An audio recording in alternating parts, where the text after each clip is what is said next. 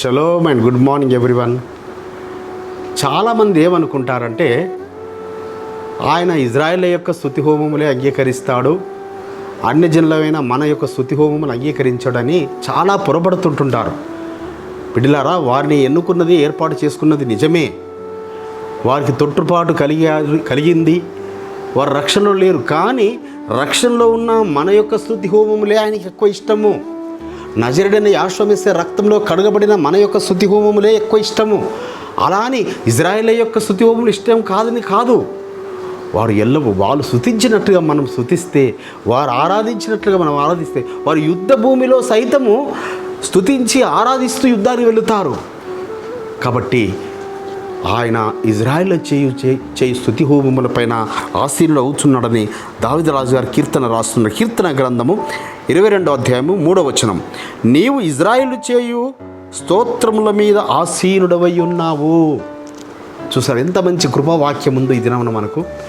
ఆయన ఇజ్రాయేలు చేయు స్తుతి హోమములపైన ఆసీనుడవుచున్నవాడు. అందుకే దావీదు గారు దినమునకట 7 మార్లు స్తుతించేవాడట. అర్ధరాత్రి మేలుకొని స్తుతించేవాడు. కాబట్టి దానియేలు గారు దినమున 3 మార్లు ప్రార్థన చేసేవాడు. బిడ్డలారా, మీరు ఎన్ని మార్లు ప్రార్థన చేస్తున్నారు? మీరు ఎన్నిసార్లు స్తుతిస్తున్నారు? సో మన స్తుతి హోమములపైన ఆయన ఆశీర్వదిస్తున్నవాడు. మన స్తుతి హోమములు ఇజ్రాయేల్ స్తుతి హోమములు మాత్రమే కాదు, కోట్ల కొలది దూతలు దివారాత్రులు పరిశుద్ధుడు పరిశుద్ధుడు పరిశుద్ధుడు అని స్తోత్రగానములు చేయుచున్నారు. అది విస్తారమైన ధ్వనుల శబ్దమునని యోహాను గారు ప్రకటన గ్రంథంలో దర్శనంలో చూస్తారు. అక్కడే ఆయన ఆ యోహాను ఆ యొక్క ప్రకటన గ్రంథంలో చెప్తాడు, 24 పెద్దలు 24 సింహాసనం మీద కూర్చొని ఆ సింహాసనం మీద కూర్చున్న ఆ యేషుక్రీస్తు తట్టు చూస్తూ పరిశుద్ధుడు పరిశుద్ధుడు స్తుతిస్తున్నారట. 4 జీవులు దివారాత్రులు గానము చేయుచున్నారట. ఇక ఆయన సముఖంలో ఉన్న ప్రధాన దూతలైన 7 మిఖాయేల్ గారు, గాబ్రియేల్ గారు, రఫాయేల్ గారు, మరియు సెరాఫేల్ గారు, ఉరియేల్ గారు, అదేవిధంగా రఘుయేల్ గారు, యోఫియేల్ గారు, ఈ 7 మహాదూతలు వారి యొక్క కోట్ల కొలది సమూహముతో దివారాత్రులు ఆయన స్తుతిస్తున్నారు, ఆయన ఆరాధిస్తున్నారు.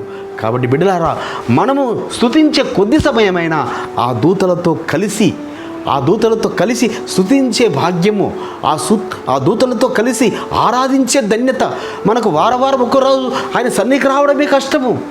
సో ఆయన వారం ప్రతివారం ఆయన సన్నిధికి రావాలి, ఆయన ఆరాధించాలి, స్తుతించాలి.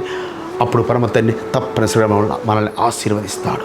ప్రార్థించుకుందాం. పరిశుద్ధుడైన తండ్రి, అవును నాయన, ఇజ్రాయేల్ స్తుతి హోమములపైన మరియు మా స్తుతి హోమములపైన మీరు ఆశీర్వాదానికి మీకు ఇష్టపడుతున్నారని మీరు మాతో మాట్లాడిన ఈ ఉదయకాల వాగ్దానం బట్టి స్తోత్రము చెల్లిస్తూ యేషుక్రీస్తు నామమున స్తుతించి ప్రార్థించి వేడుకుంటున్నాం. పరమ తండ్రి, మన పరలోకపు తండ్రియు, మన రక్షకుడు, విమోచకుడు, నజరేయుడైన యేషుక్రీస్తు వారి దివ్య సముఖం నుంచి మీకు, మీ కుటుంబాలకు, మీ వంశాలకు శాంతి, సమాధానం, కృపయు నిరంతరము నిలిచి ఉండునుగాక. ఆమేన్.